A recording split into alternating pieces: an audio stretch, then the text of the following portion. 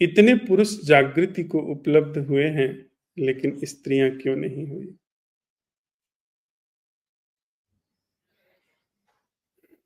ये हो ही नहीं सकता। असंभव बात है ये। ये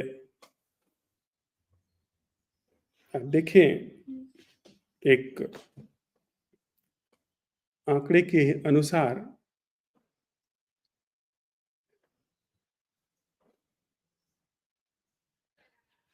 लड़के ज़्यादा पैदा होते हैं, लड़कियां कम होती हैं। लड़कियां ज़्यादा जीवित रहती हैं, लड़के कम जीवित रहते हैं। तो अनुपात बराबर हो जाता है। पैदा होने में लड़कियां कम हैं, लड़के ज़्यादा हैं, लेकिन बचे रहने में लड़कियां ज़्यादा हैं, लड़के कम हैं। तो प्रकृति अनुपात बराबर कर देती है, बैलेंस कर देती है। यह हो ही नहीं सकता है कि पुरुष ढंग से लोग ज़्यादा जाएँ और स्त्री ढंग से कम जाएँ। बस एक औपचारिक बात है ये, ढंग वगैरह। लेकिन अगर आप ऐसे ही पूछ रहे हैं तो कहना पड़ेगा। ये हो ही नहीं सकता है। कारण क्या है कि पुरुष उजागर हो जाता है, स्त्री उजागर नहीं होती। पुरुष का जो प्रभावी ढंग है, वह उसे उजागर कर देता है। स्त्री का जो ढंग है, उसे उजागर होने से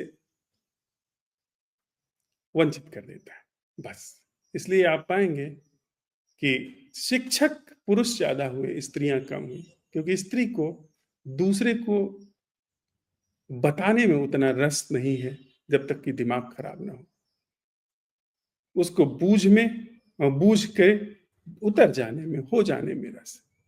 वो छोटे से अपने परिवार में, अपने उसमें उसका पूरा ढंग, उसकी बनावट ऐसी है। उसी में कैसे उसको कोई मतलब नहीं है कि जंग लड़ी जाए और अपने धर्म को आगे बढ़ाया जाए और प्रचार-प्रसार किया जाए और साम्राज्य विस्तार हो, इसमें रस नहीं। पुरुष को है। तो ऐसा मुझे लगता है कि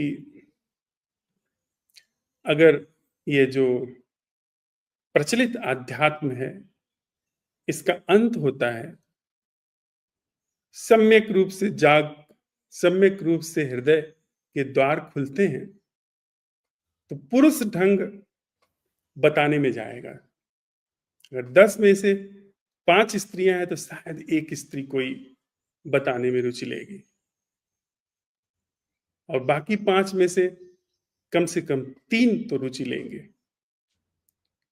पुरुष में, कि जो उन्हें एक राह मिली है, उसको लोगों को पता चलना चाहिए। तो अन्यथा ये इम्पॉसिबल है कि स्त्री कम हो और पुरुष ज़्यादा हो। समान रूप से उस जाग को अवसर मिलता है।